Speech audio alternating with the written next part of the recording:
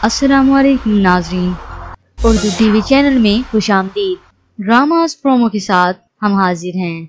Drama serial Ranjha Ranjha कर दी में आपने देखा नूर बानो जिसे नूरी बुलाते हैं, उसकी मुलाकात बस में भोले से हुई। भोला जिसकी दिमागी हालत दुरुस्त नहीं पर वह दिल का बहुत साफ है। कुछ बातें करने के बाद नूरी अपनी मंजिल की तरफ चली जाती है तो भोला अपनी नूरी अम्मा जी के घर काम कर रही होती है। तब अम्मा जी भोले को लेकर आती हैं। नूरी अम्मा जी से पूछती है ये है कौन, तो भोला उसे यहाँ देखकर हैरान हो जाता है और नूरी उसकी हरकतों को देखकर। ड्रामा सीरियल रांझा रांझा कर दी एपिसोड 3 में आप देखेंगे नूरी भोले के साथ सर्किस में जाती है क्योंकि भोले को सर्किस देखने का बहुत शौक होता है, जिसकी वजह से वो यहाँ आता है।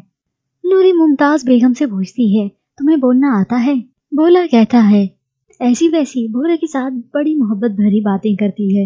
मुमताज जवाब देती है हमारा नाम मुमताज बेगम है। आज से 10 साल पहले कुछ जालिम लोग अफ्रीका से उठाकर हमें यहाँ ले आए थे, तब से हम यहाँ कैद हैं। नूरी उसका ये जवाब सुनकर हैरान सी हो जाती है। दूसरी जानिब आप देखेंगे शौकी नूरी का रास्ता रोकता है और उसे कहता है इज्जत है और पैसा भी बहुत है, समझ नहीं आता कहाँ खर्च करूं, तू बता।